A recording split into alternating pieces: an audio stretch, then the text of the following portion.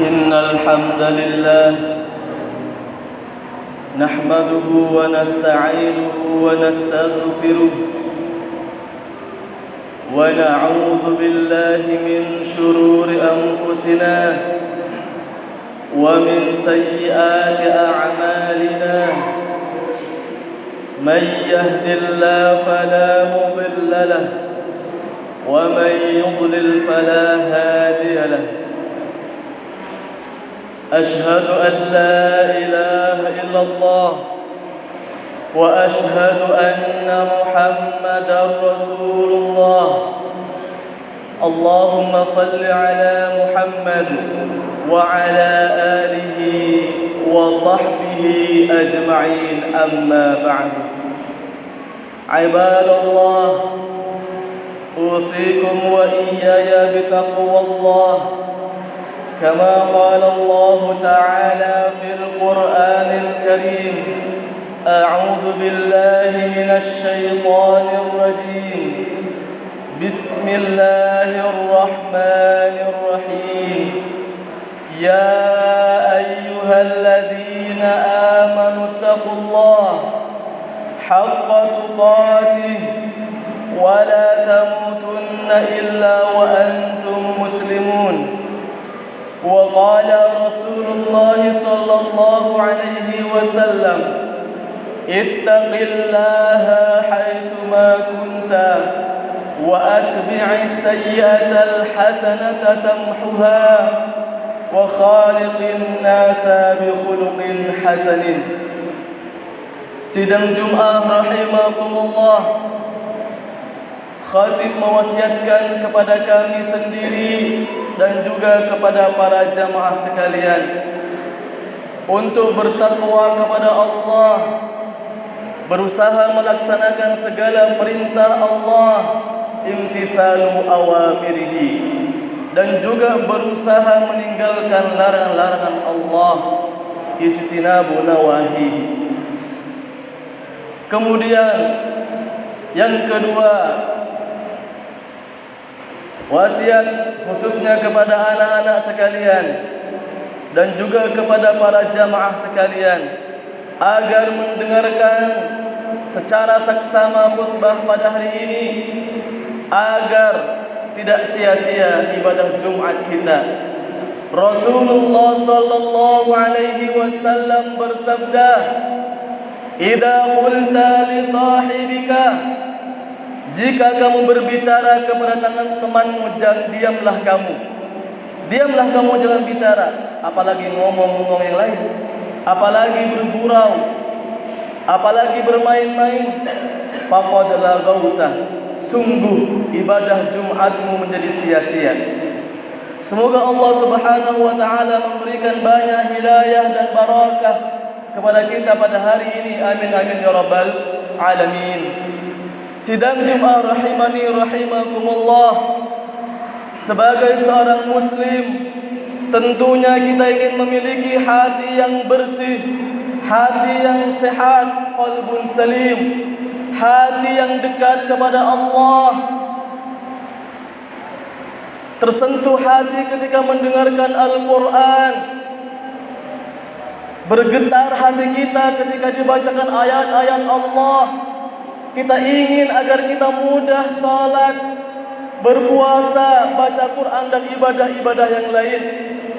Dan kita juga tidak ingin memiliki hati yang sakit, qalbun marid, atau bahkan qalbun mayyit, hati yang mati, hati yang selalu sakit, hati yang selalu gelisah, tidak tenang hidupnya, mudah marah, susah sekali melaksanakan ibadah-ibadah, susah sekali meninggalkan larangan-larangan Allah. Tentunya kita tidak ingin memiliki hati yang sakit apalagi mati. Dan ketahuilah bahwa hati ini adalah hal yang sangat penting dalam tubuh kita, dalam diri kita. Rasulullah sallallahu alaihi wasallam menjelaskan kepada kita, inna fil jasadi mudghah, sesungguhnya dalam badan seseorang ada sebuah daging. Idza saluhat saluha sairu amali, Jika ia baik, maka seluruh anggota tubuhnya menjadi baik. Wa idza fasadat fasada jasadu kulluh. Jika ia rusak, maka rusaklah seluruh anggota tubuhnya. Ala wahiyal qalbu. Ingatlah bahwa yang dimaksud adalah hati. Jadi hati sangat menentukan kualitas kita. Hati yang membuat kita menjadi orang jahat dan menjadi penghuni neraka. Hati pula yang membuat kita menjadi orang baik dan berkesempatan masuk surga. Dan hati ternyata berubah menjadi sakit dan mati apabila terkena racun. Pertanyaannya, apakah racun yang membuat sakit hati kita, membuat mati hati kita?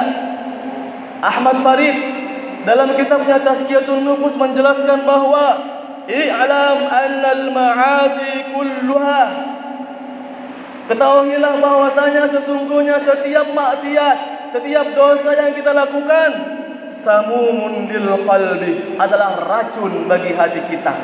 Setiap dosa yang kita kerjakan akan menjadi racun yang hinggap di hati kita, sehingga semakin banyak racun itu, maka hati kita menjadi sakit bahkan mati. Wa asbabun li maradhihi halakah, dan itu semua menyebabkan hati menjadi sakit bahkan hancur bahkan mati. Ahmad Farid dalam kitab tersebut melanjutkan, ada 4 hal yang menjadi racun, samumun, bagi diri kita. Yang pertama adalah fudulul kalam. Racun pertama yang membuat hati kita tidak lagi menjadi sehat, menjadi mati, sakit bahkan mati adalah banyak berbicara. Berbicara itu penting karena manusia adalah makhluk yang harus berkomunikasi dengan orang lain. Komunikasi atau berbicara juga sangat penting untuk dilakukan. Hubungan kita dengan orang lain termasuk nasihat menasihati, tapi haruslah dibatasi. Jangan semua kita bicarakan. Karena Allah mengingatkan kita, ada malaikat yang selalu mengawasi ucapan-ucapan yang kita keluarkan dari lisan kita. Ma yalfidu min qaulin, tidaklah ada ucapan yang keluar dari seseorang illa ladaihi raqibun atidun, kecuali selalu ada malaikat raqib dan atid yang akan mengawasi dan mencatatnya. Rasulullah sallallahu alaihi wasallam juga pernah ditanya oleh sahabat, wahai Rasulullah, apa yang paling engkau takutkan dari diri saya wahai Rasulullah? Ma takhafu alayya, apa yang engkau takutkan dalam diri saya wahai Rasulullah? Rasulullah menjawab, hada wa akhadha bilisanihi, ini kata Rasulullah, dan Rasulullah memegang lidahnya. Jadi lidah inilah yang paling Rasulullah takutkan kepada sahabat ini. Bahkan juga Rasulullah takut akan terjadi kepada umatnya, yaitu lidahnya, lisannya. Begitu juga ketika ditanya oleh sahabat yang lain, man najatu, wahai Rasulullah, apa sumber kemenangan, sumber kesuksesan agar kita ini menjadi orang-orang yang menang, yang sukses wahai Rasulullah? Qala amsik 'alaika lisanaka, jagalah lidahmu, jagalah lisanmu, jagalah ucapanmu. Tidak semua apa yang ada di pikiran kita keluarkan, kita batasi apa yang kita ucapkan. Pastikan ucapan yang keluar dari lisan kita tidak menyakiti saudara kita dengan menghinanya, dengan menggibahnya, dengan mencaci maki, dengan berkata-kata kotor. Karena ini akan menjadi racun untuk hati kita. Bahkan Rasulullah SAW mewanti-wanti kita, kalau perlu diam, jangan berbicara. Man kana yu'minu billahi wal yaumil akhir falyaqul khairan aw liyasmut. Barang siapa yang beriman kepada Allah dan hari akhir, berkata yang baik-baik saja atau lebih baik diam. Marilah kita introspeksi diri kita. Sudahkah kita menjaga lisan kita? Sudahkah kita membatasi tidak semua ucapan kita ucapkan? Tidak semua kata-kata kita keluarkan, kita tahan diri. Kita kontrol apakah ini bermanfaat atau tidak, menyakiti saudara atau tidak. Sidang Jumat rahimani rahimakumullah, itulah racun pertama yang akan membuat hati kita sakit bahkan mati. Yang kedua adalah fudulun nazri, banyak memandang. Memandang adalah sebuah hal yang sangat kita butuhkan. Melihat alam ciptaan Allah adalah ibadah jika kita gunakan berzikir, tapi kita perlu batasi. Tidak semua hal kita lihat, tidak semua hal kita perhatikan. Ada hal-hal yang harus kita tundukkan ketika menggunakan mata ini. Allah Subhanahu wa taala berfirman, A'udzu billahi minasyaitonir rajim. Bismillahirrahmanirrahim. Qul lil mu'minina yaghuddu min absarihim wa yahfazu furujahum. Katakanlah kepada orang-orang yang beriman, tundukkan pandangan mereka dan jaga kemaluan mereka. Dzalika azka lahum, hal itu lebih suci bagi mereka. Innallaha khabirun bima ta'malun. Sesungguhnya Allah Maha teliti, Allah Maha mengetahui atas apa yang kalian lakukan. Di zaman penuh fitnah ini, menjaga pandangan sungguh susah sekali. Tanpa sengaja kita melihat aurat perempuan. Tanpa sengaja kita sudah bermaksiat.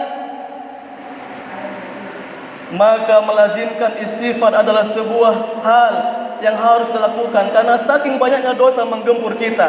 Astaghfirullah, astaghfirullah. Betapa banyak potensi untuk berbuat dosa dengan mata ini. Tidak hanya offline tapi juga online. Tidak hanya media cetak atau media online. Sungguh betapa banyak tantangan, rintangan yang kita hadapi di zaman fitnah ini. Maka kalau kita membiarkan pandangan kita untuk melihat semuanya tanpa membatasi, maka hal itu akan menjadi racun bagi hati kita, sehingga hati kita menjadi sakit, tidak lagi dekat kepada Allah Subhanahu wa taala. Bahkan Rasulullah sallallahu alaihi wasallam bersabda, "Fal 'ainani zinahuma an-nadhru." Zina mata adalah dengan melihat hal-hal yang diharamkan oleh Allah Subhanahu wa taala. Tanpa sadar kita sudah berzina dengan tidak menundukkan pandangan. Sidang Jumat rahimani rahimakumullah, racun pertama adalah banyak berbicara. Yang kedua, kata Imam Ahmad Farid dalam kitab Tazkiyatun Nufus, adalah banyak memandang. Dan yang ketiga adalah fudulut ta'am, banyak makan. Makan adalah kebutuhan kita, tapi perlu dibatasi. Tidak semua makanan yang nikmat-nikmat, yang lezat-lezat kita masukkan ke dalam perut kita, karena itu membuat hati kita sakit bahkan mati. Rasulullah sallallahu alaihi wasallam bersabda, fa thuluthun li ta'amihi, sepertiga perut untuk makanan, wa thuluthun li syarabihi, sepertiganya untuk minuman, wa thuluthuhu li nafsihi, dan sepertiganya lagi untuk udara. Jadi tidak harus kita sampai kekenyangan ketika kita makan, karena hal itu ternyata berakibat kepada matinya hati kita. Kok bisa? Sebagian ulama salah menjelaskan bahwasanya la ta'kulu katsiran, janganlah kalian makan terlalu banyak, berlebihan. Fatashrabu katsiran, kemudian kalian juga minum banyak, makan banyak, minum banyak. Apa yang terjadi? Fatanamu katsiran, kalian akan banyak tidur. Yang terjadi apa kemudian? Fatakhasuru katsiran, maka kemudian kalian banyak mendapatkan kerugian-kerugian. Banyak tidur, banyak kerugian yang kita dapatkan karena kesempatan amal soleh kita lewatkan. Itulah alasan mengapa hati kita menjadi sakit, mengapa menjadi racun kalau kita berlebihan dalam mengkonsumsi makanan. Sidang Jumat rahimani rahimakumullah, racun pertama adalah banyak berbicara. Yang kedua adalah banyak memandang. Yang ketiga adalah banyak makan. Dan yang terakhir, yang keempat adalah banyak bergaul. bergaul adalah sebuah keniscayaan. Penting bagi kita untuk bergaul dengan orang lain, tapi kita harus batasi, tapi kita harus atur. Rasulullah sallallahu alaihi wasallam bersabda, "Al-mar'u ala dini khalilihi." Agama seseorang tergantung kepada temannya. "Falyanzur ahadukum man yukhalilu." Lihatlah temannya, siapa temannya itu? Apakah temannya bisa mengajak dia kepada surga, atau temannya malah mengajak dia kepada neraka? Maka hati-hati kita dalam bergaul. Tidak semua orang kita bergauli, tidak semua orang kita temani. Kalaupun berteman, kita harus sewajarnya saja. Yang kita jadikan sahabat, yang kita jadikan teman adalah orang-orang yang bisa mengantarkan kita kepada surganya Allah Subhanahu wa taala. Ibnu Qayyim Al-Jauziyah menjelaskan bahwasanya ada 4 kriteria atau jenis dalam pergaulan ini. Yang pertama, pergaulan bergaul yang kita butuhkan seperti makanan. Kita butuh bergaul dengan orang tersebut. Siapakah mereka? Mereka adalah ulama. Kita harus mendekat kepada ulama, para kiai, agar kita selalu mendapatkan wejangan nasihat. Temani mereka terus menerus, sebagaimana kita butuh makanan setiap hari. Yang kedua, seperti obat, orang-orang selain ulama, kita butuh kerjasama dengan mereka, diskusi dengan mereka. Kita bisa sambil saling memberi manfaat kepada mereka. Mereka bisa menjadi obat bagi kita. Yang ketiga, yang keempat adalah menjadi penyakit, bahkan menjadi racun, yaitu bergaul dengan orang-orang yang sesat, orang-orang yang selalu mengajak kita kepada neraka, dan kita harus hati-hati dengan mereka. Sidang Jumat rahimani rahimakumullah, itulah 4 racun yang harus kita jaga, harus kita hindari. Yang pertama adalah banyak berbicara. Yang kedua, banyak memandang. Yang ketiga, banyak makan. Dan yang keempat, banyak bergaul. Semoga Allah Subhanahu wa taala selamatkan kita dari racun-racun ini. Amin amin ya rabbal alamin. Barakallahu li wa lakum fil Qur'anil Karim wa nafa'ani wa iyyakum bima fihi minal ayati wal hakim. Fastaghfiruhu innahu huwal ghafurur rahim.